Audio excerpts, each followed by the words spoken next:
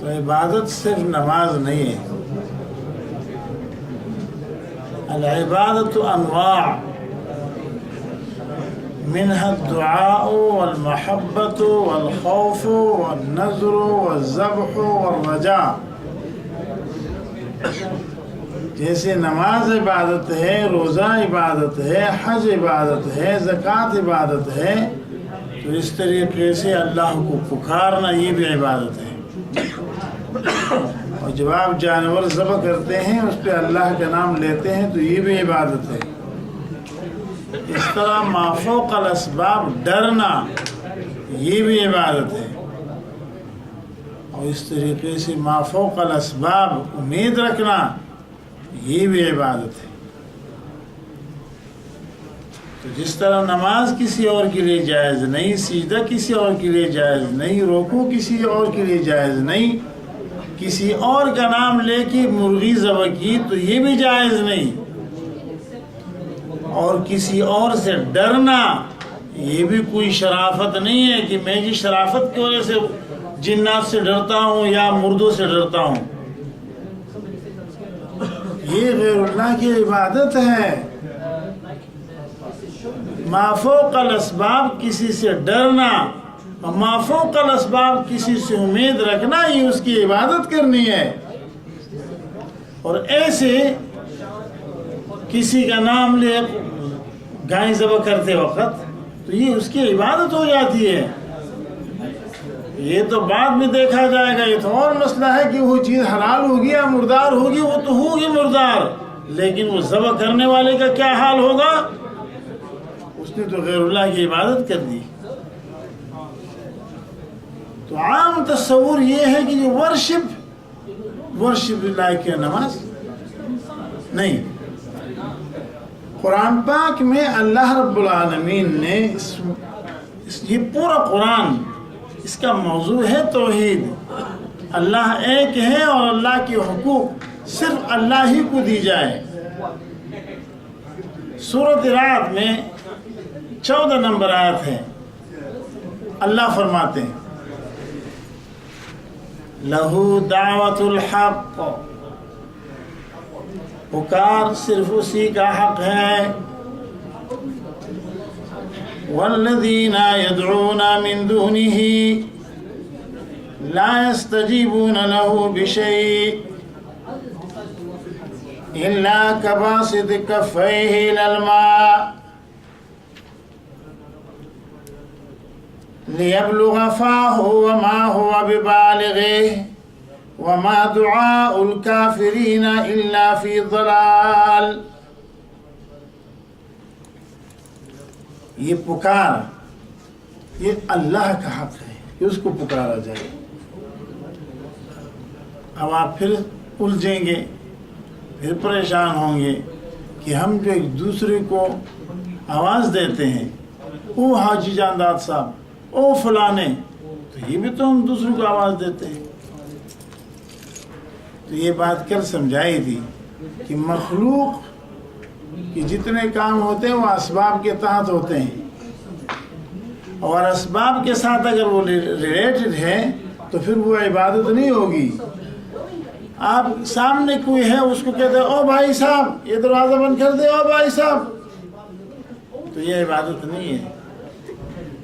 یا کسی کو آپ سپیکر پہ کہہ دیں چیخ کے، یا کسی کو ٹیلی فون پہ کہہ دیں، یا ویسے دونوں ہاتھ اکٹھے کر کے چیخ ماریں، تو آپ کوشش کر رہے ہیں کہ اپنی آواز اس تک پہنچائیں. آپ کا عقیدہ یہ ہے کہ اگر میں آہستہ بولوں تو وہ نہیں سنے گا، اور اگر میں نے زور نہیں لگائی تو شاید وہ میری آواز کو نہیں سن سکے گا. آپ قائل ہیں اس بات کے کہ وہ سنتا ہے عادی طریقے پہ، لیکن اللہ رب العالمین کے لیے بھی کبھی یہ تصور ذہن میں آیا ہے کہ میں چیختا اس لیے ہوں تاکہ اللہ میری آواز سن لے؟ اللہ کے لیے تو لوگ آہستہ آہستہ سیدھے میں پڑھتے ہیں نا، سبحان ربی الاعلیٰ، سبحان ربی الاعلیٰ، آہستہ آہستہ سنتے ہیں اللہ. ایک دفعہ رسول اللہ صلی اللہ علیہ وسلم کے ساتھ صحابہ جا رہے تھے تو بعض صحابہ کی منہ سے نکلا، جا رہے تھے تو چڑھ رہے تھے تو زور سے اللہ اکبر کہہ دیا، تو رسول اللہ صلی اللہ علیہ وسلم نے کہا اربعوا علی انفسکم، بخاری میں ہے، اپنے اوپر رحم کرو، انکم لا تدعون اصما ولا غائبا، تم کسی بہرے کو اور کسی غائب کو نہیں پکار رہے، بہرے کو اور غائب کو نہیں پکار رہے۔ یہ بہرا اور غائب ہونا یہ انسانوں میں ہوتا ہے، اللہ رب العالمین نہ غائب ہے اور نہ بہرا ہے، وہ سمیع بصیر ہے۔ کس بات کو بیان کیا جائے، ہم تو بالکل ہی ایک طرف ہو گئے نا، یہودیوں کی طرح اپنے دین کو مولویوں کے حوالے کر دیا، جیسے انہوں نے کیا تھا کہ دین کی باتیں تو وہ جانے اور وہ کرے، اور اپنے لیے تو بالکل بھی اب یہ کوئی نہیں سمجھتا کہ یہ بھی عبادت ہے کہ جانور ذبح کرتے وقت اللہ کا نام لیا جائے، اس کو نہیں سمجھتے عبادت، ہاں کہ یہ عبادت ہے، اللہ کا نام لو چیزوں پہ تاکہ وہ حلال ہو جائے، اس سے اللہ کا شان بڑھے گا، اللہ کا شان اجاگر ہوگا کہ ایک ذات ہے کہ جس کا نام لیا جائے تو اس سے جانور حلال ہو جاتے ہیں، اور اس کا نام نہ لیا جائے، کسی اور کا نام لیا جائے تو پھر وہ مردار ہو جاتا ہے۔ میں نے آیت پڑھی تھی لہو دعوت الحق، تو ایک پکار ہے ما تحت الاسباب،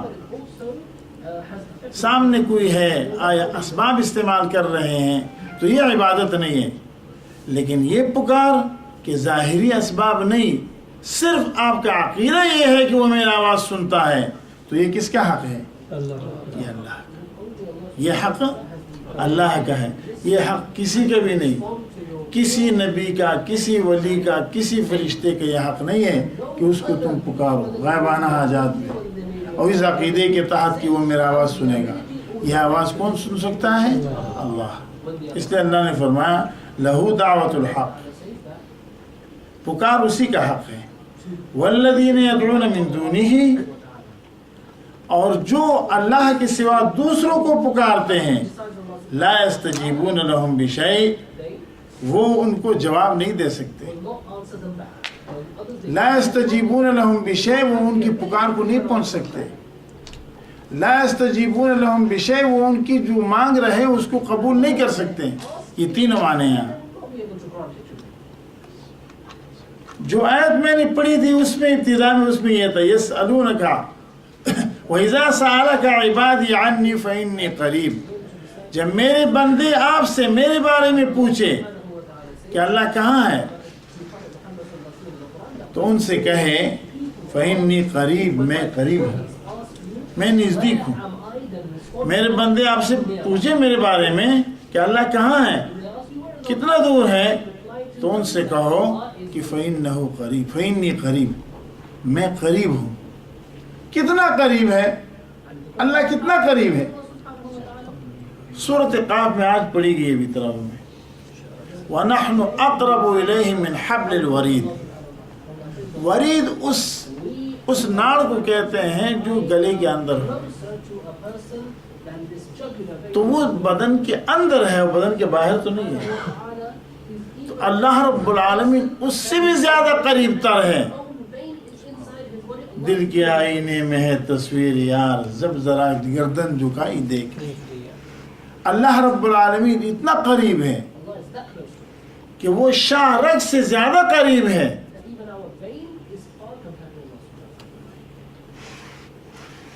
اجیب دعوت الداع اذا دعان،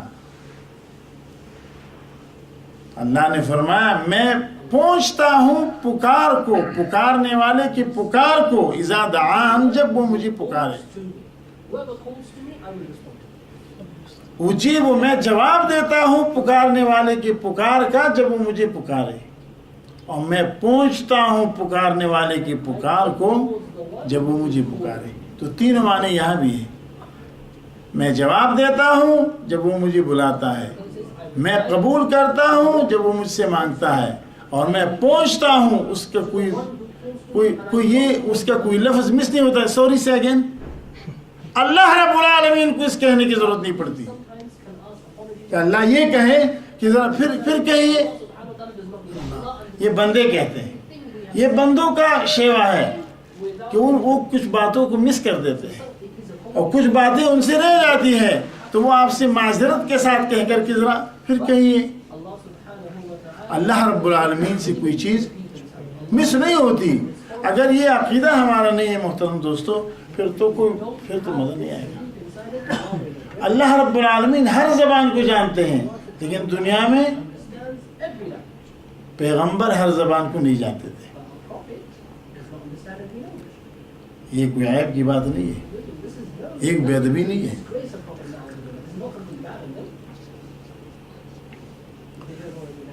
اگر کوئی یہ کہے کہ پیغمبر علیہ السلام کو پشتو نہیں آتی تھی تو کیا یہ عیب ہے؟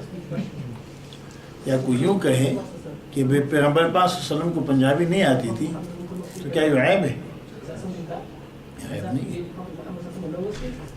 اللہ کے بارے میں کہیں تو یہ عیب ہے کہ اللہ رب العالمین کو زبان نہیں, استغفر اللہ العظیم, تو یہ کفر ہوگا. لیکن پیغمبر پاک صلی اللہ علیہ وسلم کے پاس لوگ آتے تھے تو حضرت کو پوچھنا پڑتا تھا, من الوفد اور من القوم, یہ جماعت کہاں سے تشریف لائی ہے. امام الانبیاء صلی اللہ علیہ وسلم کو پوچھنا پڑتا تھا من الوفد, یہ وفد کہاں سے آئی ہے اور یہ لوگ کہاں سے آئے ہیں, پھر وہ اپنا تعارف کراتے تھے.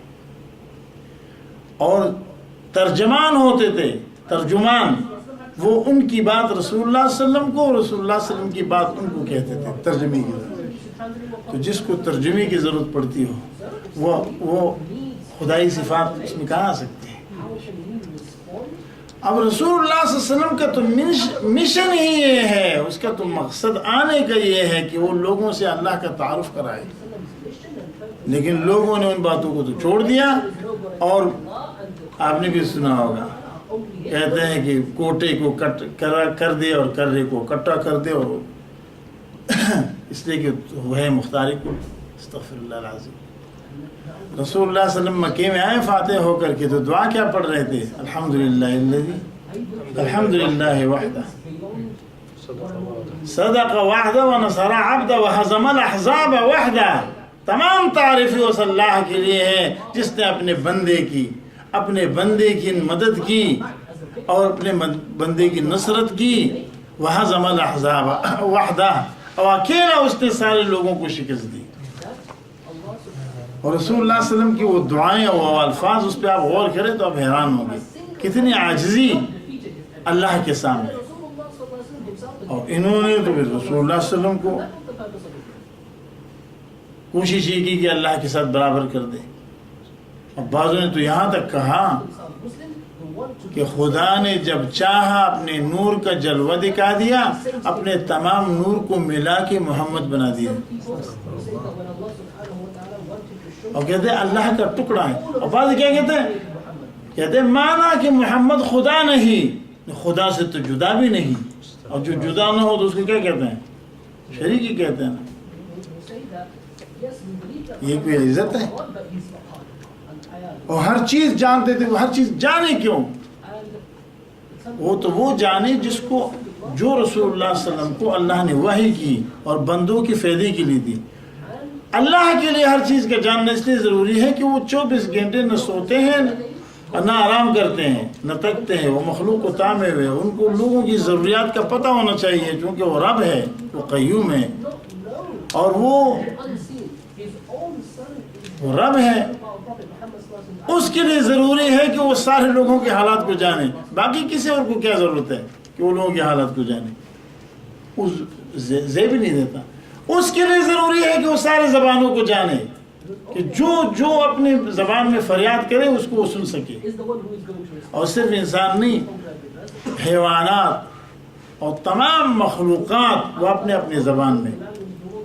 وَإِن مِّن شَيْءٍ إِلَّا يُسَبِّحُ بِحَمْدِهِ وَلَكِنْ لَا تَفْقَهُونَ تَسْبِيحَهُ.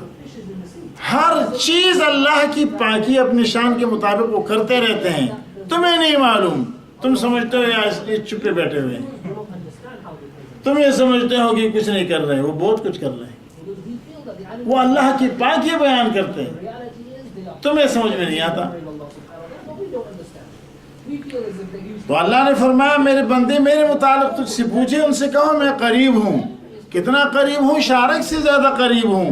اجیب دعوت الداعی اذا دعان، میں فریاد کرنے والے کی فریاد کو، پکارنے والے کی پکار کو پہنچتا ہوں، اذا دعان، جب بھی وہ مجھے پکارے۔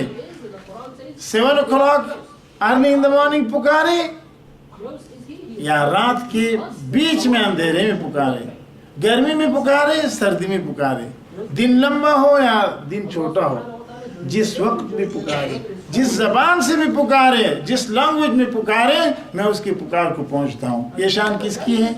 یہ اللہ کی ہے۔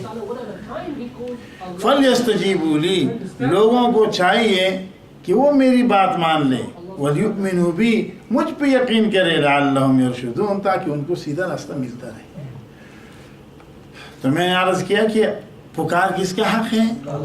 اللہ کا، اللہ کو پکارا جائے۔ تو پکار یہ عبادت ہے، دعا عبادت ہے۔ حدیث میں آتا ہے الدعاء هو العبادہ، ابو داؤد کی روایت ہے۔ اور ایک اور حدیث میں الدعاء مخ العبادہ، مخ اس کو کہتا ہے جو ہڈی کے درمیان ہوتا ہے، وہ نہیں وہ جو بون کے اندر آپ کو جو پسند ہے، وہ جو ہڈی کے اندر گودا ہوتا ہے۔ فرمائے یہ دعا جو ہے یہ عبادت کی مغز ہے، اس لیے اللہ کو پکارا کرو، اللہ کو مانگا کرو۔ اس امت سے دعا چھوٹ گئی اور اس امت سے دعوت چھوٹ گئی، ان دونوں وجہ سے یہ ہر جگہ پٹ رہی ہے۔ ہر ایک سے کہنا ان کے لیے آسان ہے، لیکن اللہ سے کہنا۔ اور ایک مصیبت اور ہے، مصیبت یہ ہے کہ ایک اور غلط عقیدہ مسلمانوں میں جو پیدا ہے، وہ یہ کہ اللہ تو میرا سنے گا نہیں۔ تو یہ اتنا بڑا ظلم ہے اللہ پر، اور یہ اتنا بڑا جھوٹ ہے اور افتراء ہے اللہ پر کہ اللہ میرا نہیں سنے گا۔ یہ تو اتنا بدگمانی ہے اللہ پر، اتنی بدگمانی کہ اللہ میں میری بات نہیں سنے گا۔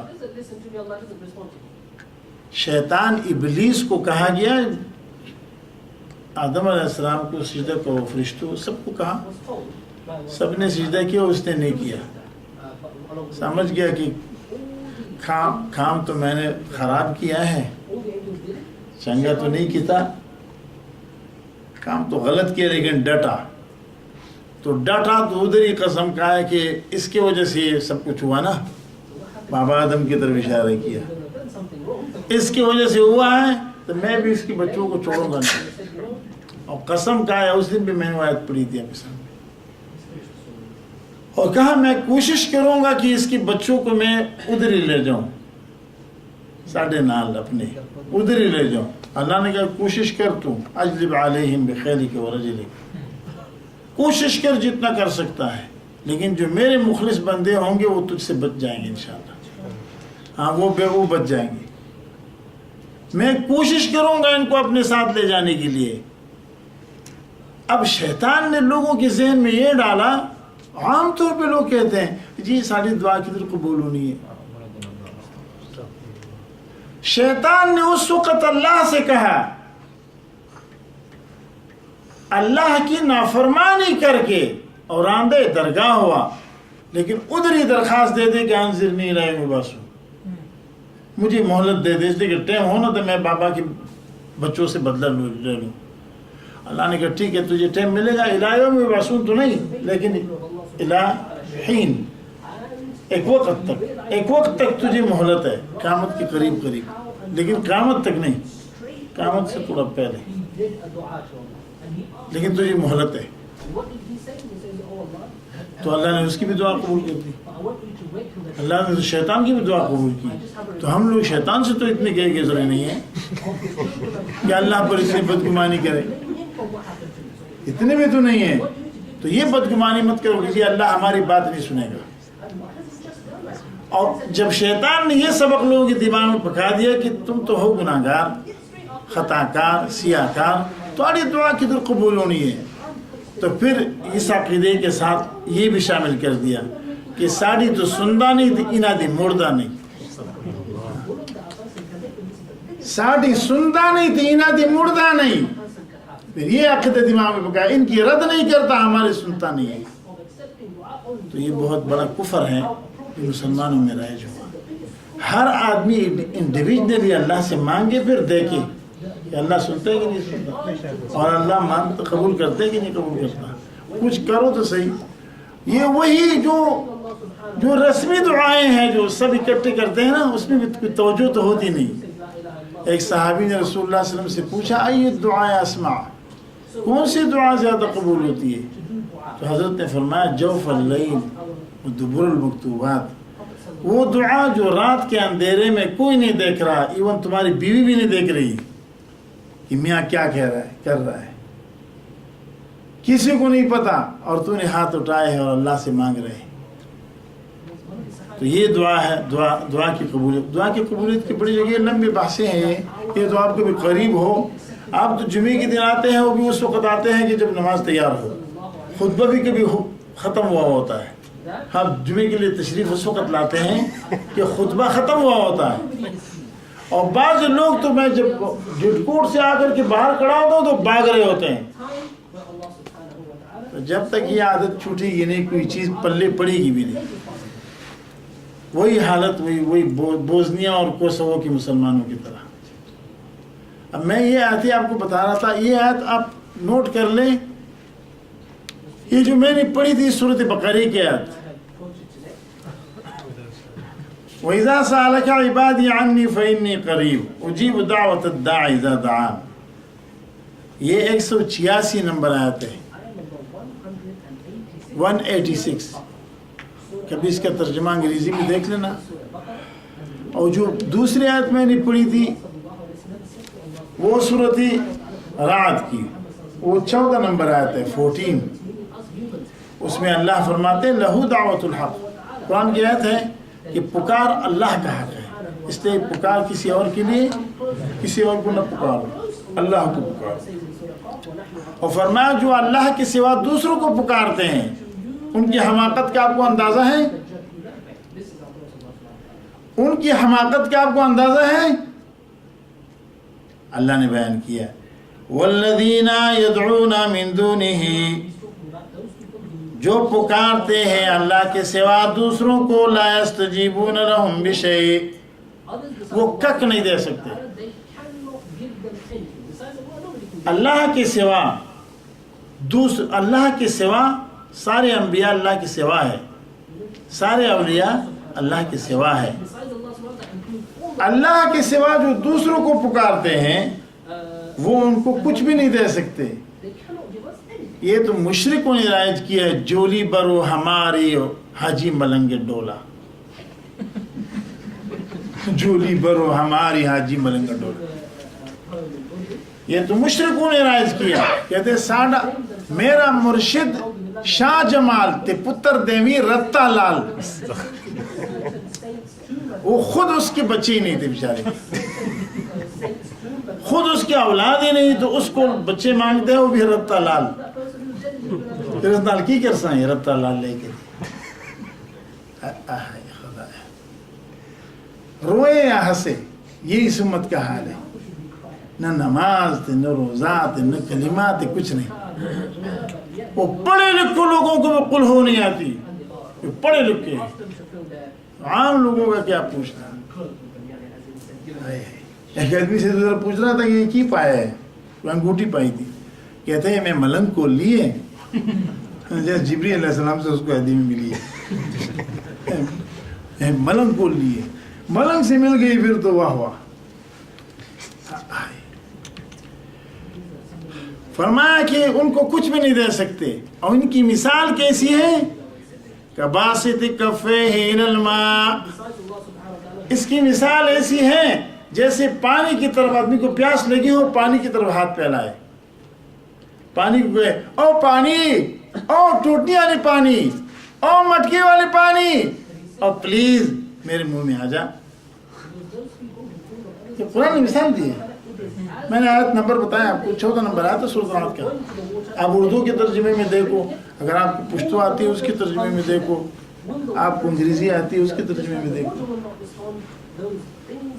اس کی مثال ایسی ہے، غیر اللہ سے مدد مانگنا اور غیر اللہ کو پکارنا یہ ایسی حماقت ہے کباسط کفیہ الی الماء، جیسے آدمی دونوں ہاتھ پھیلائے پانی کی طرف اور کہے او پانی، او پانی، اور میرے پیارے پانی میرے منہ میں آ جا، لیبلغ فاہ وما هو ببالغہ، قیامت آ جائے گا لیکن وہ پانی اس کی منہ تک نہیں آئے گی.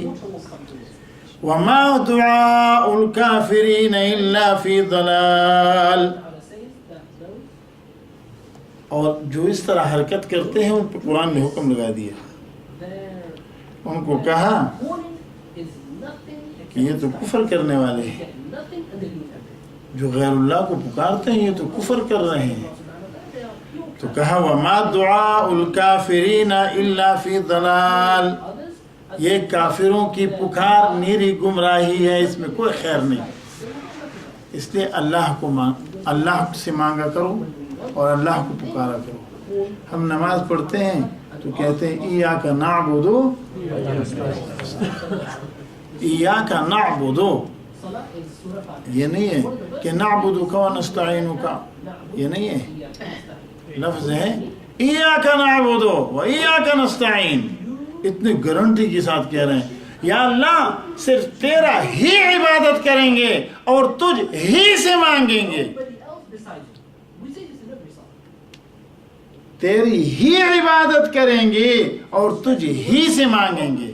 فطر بھی پڑھی نا آپ نے، فطر میں بھی کہتے ہیں اللہم انا نستعینک، یا اللہ میں تے میری بیوی اور میرے بچے، میرے پوتے، میرے پوترے، میرے نواسے، ہم سب کے سب انا نستعینک، ہم تجھ سے مدد مانگیں گے. پرامس کر رہے ہیں. کیڑی ضرورت پے گی نماز کے درمیان ہی ہاتھ اٹھانے کی؟ نہیں، پرامس نہیں کرنی ہے نا.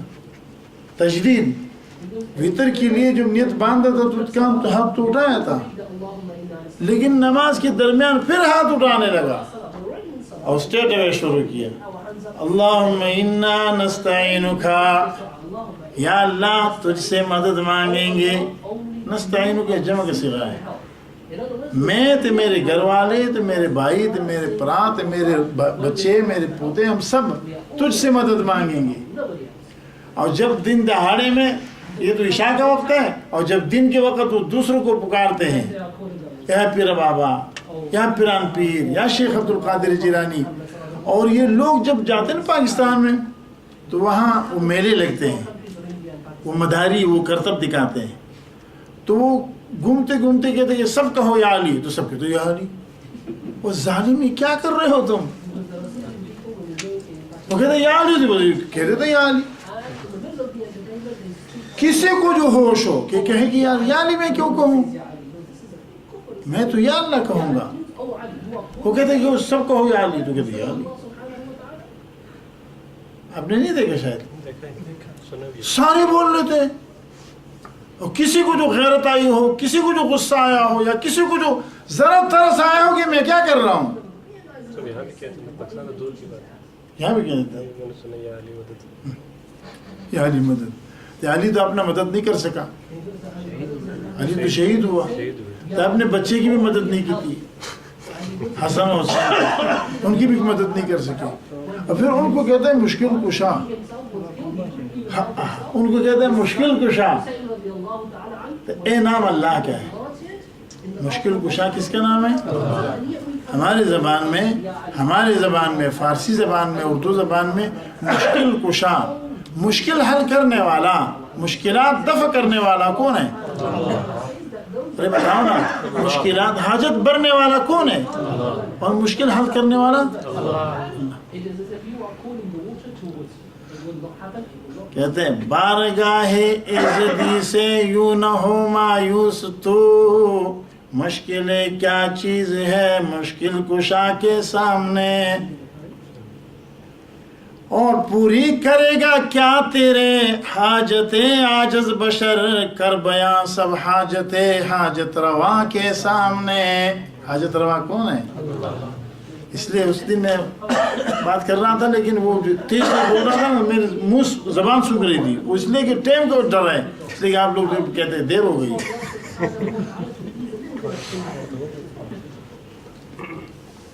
لا الہ، کوئی مشکل کشا نہیں، کوئی حاجت روا نہیں، کوئی غیب دان نہیں، کوئی فریاد کو سننے والا نہیں الا اللہ، اللہ کے سوا.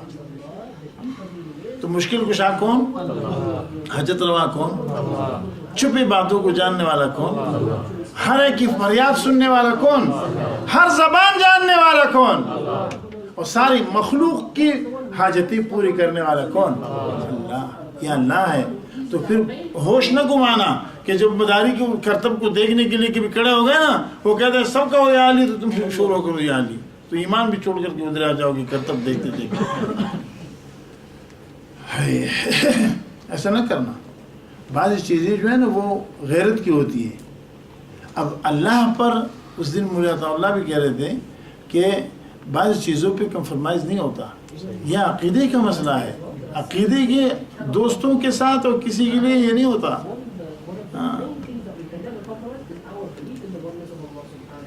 وہ قصہ ہے اکبر بات شاہ جہان کا. وہاں ایک شاعر تو اس نے کہا کہ میرا نام عمر ہے وعز عمرم بیزارم.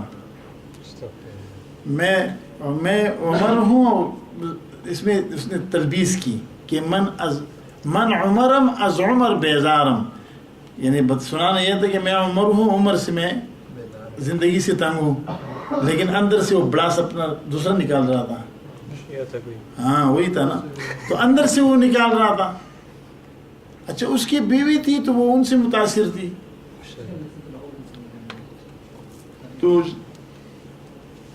شاہ جہان نے پوچھا کہ پھر اس کے ساتھ کیا کیا جائے. انہوں نے کہا جب اس عمر سے بیزار ہے تو اس کو تو جینے کا حق نہیں ہے. حکم دے دیا کہ اس کو لے جائے، پھر بیزار ہے. تو بیوی نے کہا کہ یہ تو میرا استاد ہے، کس کو لے جا رہے ہیں؟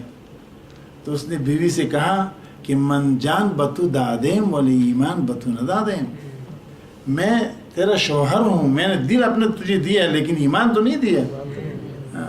یہ تو ایمان کا مسئلہ ہے. جو عمر سے بیزار ہو وہ میری حکومت میں زندہ رہے، اس کو حق نہیں ہے. جو حضرت عمر سے بیزار ہو تو پھر اس کو جینے کا حق نہیں ہے. تو میں عرض یہ کر رہا تھا، بات وقت دیر ہو گئی کیا؟ اتنا تو آپ سمجھو. پکار کس کا حق ہے؟ اللہ کا. اس لیے اللہ کو پکارا کرو، یا اللہ مدد، یا اللہ. اور اس سے اللہ خوش ہوتے ہیں. اور یہ دعا کا مغز ہے. یہ عبادت کا، یہ دعا جو ہے عبادت کا مغز ہے. یہ عبادت ہے. یا اللہ یا اللہ یا اللہ، یہ بھی عبادت ہے. یا اللہ اے میرے ربا، اے اللہ. اس سے اللہ خوش ہوتے ہیں. لیکن یہ یا لگا کر کے کسی اور کو اس عقیدے کے تحت کہ وہ میرا پکار سن سکتا ہے، یا وہ میرے فریاد سن سکتا ہے، یا وہ میری مشکل حل کر سکتا ہے، یا وہ مجھے جو مانگ رہا وہ دے سکتا ہے، غلط ہے. اللہ مجھے بھی ایمان پہ پختگی دے دے رہا. سبحانک اللہم و بحمدک اشہد ان لا الہ الا انت استغفرک و اتوب الیک. اللهم اكرمنا ولا تهنا ولا تفضحنا بسوء اعمالنا. اللهم اجرنا من خزي الدنيا والاخره. اللهم اجرنا من عذاب الدنيا والاخره. اللهم استر عوراتنا ومن روعاتنا. اللهم استرنا بسترك الجميل ونقنا من الذنوب ونقنا السبل والذنوب. یا اللہ مضبوط ایمان عطا کر دے، پکا عقیدہ توحید کا عطا کر دے. اور یا اللہ سنت سے محبت نصیب فرما دے، بدعت سے اور شرک سے نفرت نصیب فرما دے. لیکن اس سے پہلے شرک اور بدعت کا پہچان ہمیں نصیب کر دے کہ ہمیں سمجھ میں آ جائے کہ یہ چیز غلط ہے، یہ چیز صحیح ہے. یا اللہ یہ علم عطا کر دے. صلی اللہ تعالیٰ.